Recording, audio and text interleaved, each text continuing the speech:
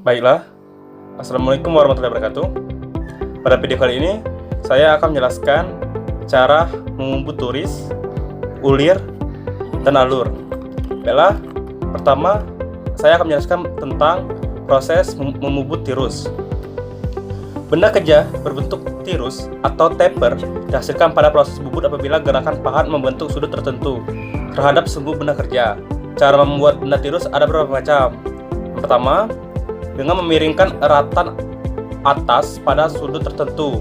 Gerakan pahat pemakan dilakukan secara manual, memutar handle dari atas. Pengerjaan dengan cara ini memakan waktu cukup lama karena gerakan pahat kembali relatif lama, atau ulir eratan atas kisarnya lebih kecil daripada ulir transportir.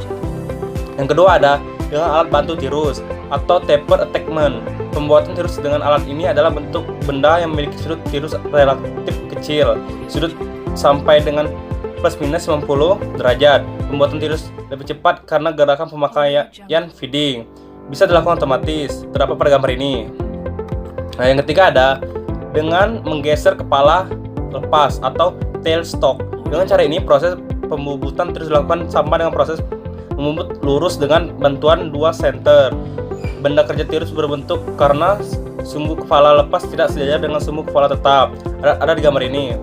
Untuk cara ini sebaliknya hanya untuk sudut tirus yang sangat kecil, karena apabila sudut tirus besar bisa merusak senter jalan yang dipasang pada kepala lepas. Perhitungan pergeseran kepala lepas pada pembubutan tirus dijelaskan dengan gambar ini. Dari gambar ini kita dapat lihat bahwa D itu sebagai diameter mayor atau terbesar. Ini satunya yaitu milimeter, dan D kecil yaitu diameter minor atau terkecil. Ini satuannya milimeter, dan L besar yaitu panjang benda kerja seluruhnya, satunya juga sama yaitu milimeter, dan L kecil yaitu panjang bagian tirus, satunya juga sama milimeter. Penentuan pahat, perhitungan dan penentuan langkah kerja atau proses jalannya pahat untuk pembuatan benda kerja tirus analog dengan perencanaan proses bubut lurus. Perbedaannya ada pada perhitungan waktu. Permesinan untuk pembuatan tirus dengan cara menggeser sudut eratan atas. Hal ini terjadi karena gerakan pahat dilakukan secara manual sehingga rumus waktu permesinan atau TC tidak dapat digunakan. Selanjutnya, saya akan menjelaskan mengenai proses membubut ulir. Proses membubut ulir bisa dilakukan pada mesin bubut. Pada mesin bubut konvensional atau manual, proses pembubutan ulir kurang efisien karena pengulangan pemotongan harus dikendalikan secara manual, sehingga proses pembubutan lama dan hasilnya kurang presisi. Dengan mesin bubut yang dikendalikan CNC, proses pembubutan ulir menjadi sangat efisien dan efektif karena sangat memungkinkan membuat ulir dengan kisar atau pitch yang sangat bervariasi dalam waktu relatif cepat dan hasilnya presisi. Nama-nama bagian ulir segitiga dapat dilihat dari gambar berikut ini. Ini dia. Ulir segitiga tersebut bisa berupa ulir tunggal atau ulir ganda. Pahat yang digunakan untuk membuat ulir segitiga ini adalah pahat ulir yang sudut ujungnya pahatnya sama dengan sudut ulir pada setengah sudut ulir. Untuk ulir metris, sudut ulir adalah 60 derajat, sedangkan ulir Whitworth sudut ulir yaitu 55 derajat. Identifikasi ulir biasanya ditentukan berdasarkan diameter mayor dan kisar ulir. Misalnya, ulir M5 dikali 0,8 berarti ulir metris dengan diameter mayor 5 mm dan kisar pitch 0,8 mm. Selain ulir metris, pada mesin bubut bisa juga dibuat ulir Whitworth atau sudut ulir 55 derajat. Identifikasi ulir ini ditentukan oleh diameter mayor ulir dan jumlah ulir tiap inci. Misalnya, untuk ulir Whitworth 3/8, jumlah ulir tiap inci adalah 16 atau kisarnya 0,0625. Ulir ini biasanya digunakan untuk membuat ulir pada pipa mencegah kebocoran fluida. Selain ulir segitiga, pada mesin bubut bisa juga dibuat ulir segi empat. Terdapat pada gambar ini. Ulir segi empat ini biasanya digunakan untuk ulir daya. Dimensi tambah dari ulir segi empat pada dasarnya sama dengan ulir segitiga, yaitu diameter mayor, diameter minor, kisar atau pitch, dan sudut helix. Pahat yang digunakan untuk membuat ulir segi empat adalah pahat yang dibentuk atau diasah menyesuaikan bentuk ulir segi empat dengan pertimbangan sudut helix ulir. Pahat ini biasanya dibuat oleh HSS atau pahat sisipan dari bahan carbida. Ini dia contoh pahatnya. Saya akan menjelaskan tentang pahat ulir. Pada proses pembuatan ulir dengan menggunakan mesin bubut manual, pertama-tama yang harus diperhatikan adalah sudut pahat.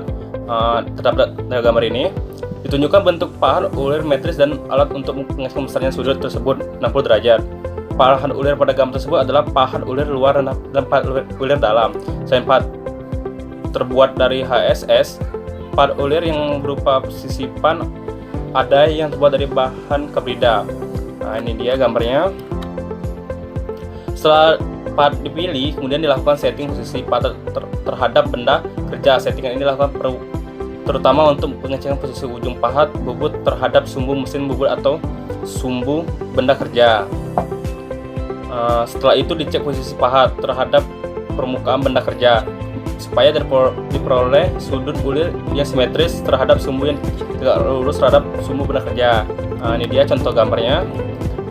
Parameter permesin untuk proses bubut ulir berbeda dengan bubut rata. Hal tersebut terjadi karena pada proses pembuatan ulir gerak makan F adalah kisar pitch ulir tersebut, sehingga putaran spindle tidak terlalu tinggi atau secara kasar sekitar setengah dari putaran spindle untuk proses bubut rata.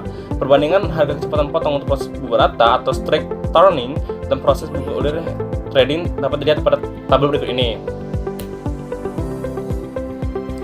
Baiklah, selanjutnya saya akan menjelaskan mengenai langkah penyayatan ulir. Supaya dihasilkan ulir yang halus, permukaannya perlu dihindari kedalaman potong yang relatif besar. Walaupun kedalaman ulir kecil, misalnya untuk ulir M10 x 1,5, dalamnya ulir 0,934 mm, proses penyayatan tidak dilakukan secara potong. Biasanya dilakukan penyayatan antara 5 sampai 10 kali penyayatan ditambah sekitar 3 kali penyayatan kosong atau penyayatan pada diameter terdalam. Hal tersebut karena pahat ulir melakukan penyayatan berbentuk V agar diperoleh hasil yang presisi dengan proses yang tidak membahayakan operator mesin. Hasil yang presisi dan proses yang tidak membahayakan operator mesin, maka sebaiknya pahat hanya menyayat pada satu sisi saja, atau sisi potong pahat sebelah kiri untuk ulir kanan, atau sisi potong pahat sebelah kanan untuk ulir kiri. Proses tersebut dilakukan dengan cara memiringkan eretan atas dengan sudut 29 derajat. Berikut ini gambarnya. Untuk ulir simetris, sedangkan untuk ulir aksmi dan ulir cacing dengan sudut 29 derajat, eretan atas dimiringkan 14,5 derajat. Proses penambahan kedalaman potong atau depth of cut dilakukan oleh eretan atas. Proses bubut ulir dilakukan dengan cara yang pertama yaitu memajukan pahat pada diameter luar ulir. Yang kedua, setting ukuran pada eretan atas menjadi 0 mm. Yang ketiga yaitu tarik pahat keluar benda kerja sehingga pahat di luar benda kerja dengan jarak bebas sekitar 10 mm.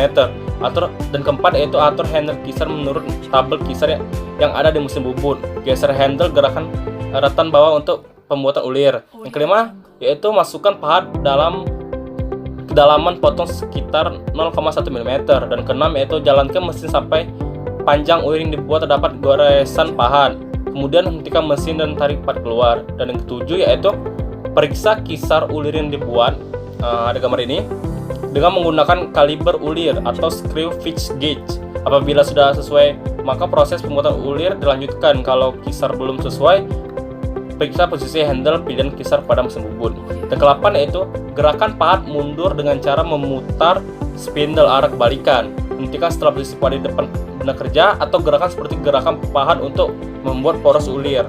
Dan 9 yaitu majukan pahat untuk kedalaman potong berikutnya dengan memajukan eretan atas. Dan 10 yaitu langkah dilanjutkan seperti nomor 7 sampai kedalaman ulir maksimal tercapai. Dan ke-11 yaitu pada kedalaman ulir maksimal proses penyayatan perlu dilakukan berulang-ulang agar beram bisa terpotong semuanya. Setelah selesai proses pembuatan ulir, hasil yang diperoleh dicek ukurannya, diameter mayor, kisar, diameter minut, dan sudut. Berikutnya yaitu pembubutan ulir ganda. Pembubutan ulir di atas adalah untuk ulir tunggal. Selain ulir tunggal ada tipe ulir ganda atau ganda 2 dan ganda 3. Pada dasarnya ulir ganda dan ulir tunggal dimensinya sama. Perbedaannya ada pada pitch dan kisar. Pada ulir tunggal, pitch dan kisar atau lead sama. Pengertian kisar adalah jarak memanjang sejajar sumbu yang ditempuh batang berulir atau baun. Bila diputar 3600 atau satu putaran, pengertian pitch adalah jarak dua puncak profil ulir. Pada ulir kanan tunggal, bila sebuah baun diputar satu putaran, maka baun akan bergerak ke kiri sejauh kisar. Contohnya di gambar ini. Apabila baut tersebut memiliki ulir kanan ganda 2, maka bila baut tersebut diputar satu putaran, akan bergerak ke kiri sejauh kisar 2 kali pitch. Bentuk-bentuk profil ulir yang telah distandarkan oleh ada banyak. Proses pembuatan pada prinsipnya sama dengan yang telah diuraikan di atas. Gambar berikut ini ditunjukkan gambar untuk bentuk profil ulir dan dimensinya. Ini dia gambar-gambarnya. Dapat kita lihat sendiri. Selanjutnya saya akan menjelaskan proses pembubutan alur. Alur atau grooving pada benda kerja dibuat dengan tujuan untuk memberi kelonggaran ketika memasang dua buah elemen mesin, membuat baut dapat bergerak penuh, dan memberi jarak bebas pada proses gerinda terhadap satu poros. Ada di gambar ini. Dimensi alur ditentukan berdasarkan dimensi benda kerja dan fungsi dari alur tersebut. Bentuk alur ada 3 macam, yaitu kotak, melingkar, dan V. Ini dia gambarnya. Untuk bentuk-bentuk alur tersebut pada digunakan diasah dengan mesin gerinda sesuaikan dengan bentuk alur yang akan dibuat. Kecepatan potong yang digunakan ketika membuat alur sebaiknya setengah dari kecepatan potong bubur rata. Hal tersebut dilakukan karena bidang potong proses pengaluran relatif lebar. Proses yang identik dengan pembuatan alur adalah proses pemotongan benda kerja atau parting.